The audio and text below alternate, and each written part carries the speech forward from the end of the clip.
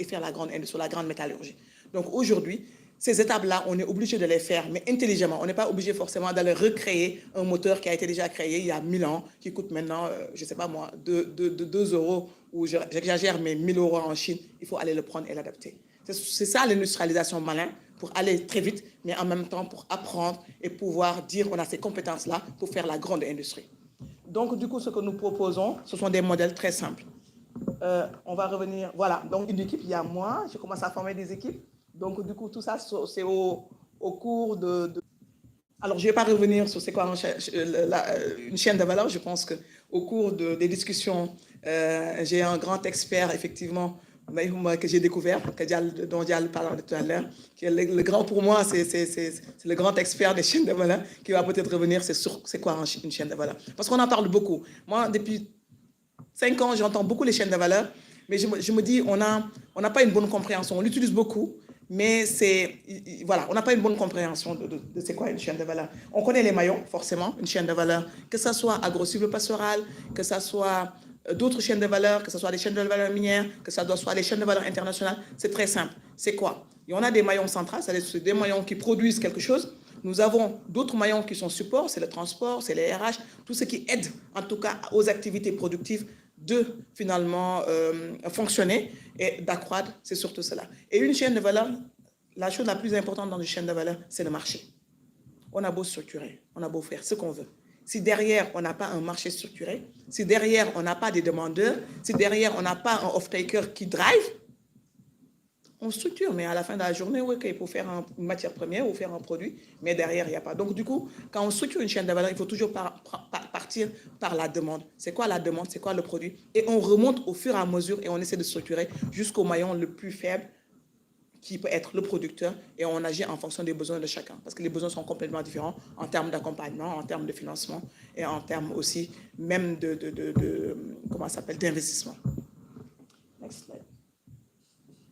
Alors, au Sénégal, comme vous le savez, on parle beaucoup, c'est vrai que le Sénégal, quand on parle de chaîne de valeur, on est beaucoup axé sur les chaînes de valeur agro-silvopastorales. Alors, une chaîne de valeur peut être une chaîne de valeur agro-silvopastorale, c'est tout ce qui contribue à la souveraineté, à la nourriture, tout ça. Mais on a d'autres chaînes de valeur. Le pétrole, ça peut être une chaîne de valeur. Alors, dans une chaîne de valeur, nous avons ce qu'on appelle les chaînes de valeur nationales. C'est développer une chaîne de valeur nationale, c'est dire quelles sont mes potentialités que j'ai dans le pays, je les développe. Mais on peut aussi être dans une chaîne de valeur où on n'est pas forcément, on n'intègre pas tous les maillons dans le pays, mais on se dit c'est une chaîne de valeur internationale ou mondiale. J'ai des capacités à me positionner sur un maillon et je me positionne là-bas aussi. Donc ça aussi, c'est une analyse très poussée des chaînes de valeur qui nécessitent aussi au Sénégal de plus en plus de se dire comment ce qu'a fait le Maroc, on en parle tout à l'heure, à d'autres pays. Donc ça aussi, c'est très important. Et là, c'est des chaînes de valeur qu'on a l'habitude de voir et qui, pour moi, peut nous occuper. Il y a déjà des choses à faire dans ces chaînes de valeur. Voilà. Next slide. Alors, bon, voilà, ça, je ne vais pas revenir. Quand on investit dans ça, c'est comment investir dans une chaîne de valeur. Parce que ça, c'est important. Il y a des gens qui sont là, qui sont des investisseurs ou des entreprises. Quand on investit dans une chaîne de valeur, forcément, quand on est secteur privé, on a envie d'investir là où il y a plus de valeur ajoutée et de la valeur.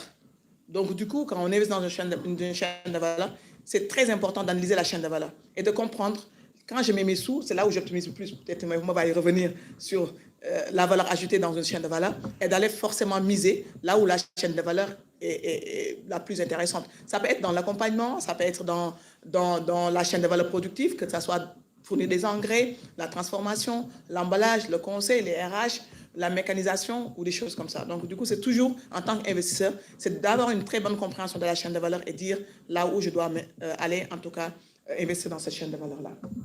Après, il y a des outils qui permettent aussi d'aller analyser et de pouvoir investir là où il faut. Next slide. Bon, next aussi. Voilà. Alors, comme je disais tout à l'heure, nous, la première initiative, c'est la première, mais à travers Azal et Partenaires, ce que je veux, c'est vraiment, comme je vous ai dit, développer des initiatives pour montrer.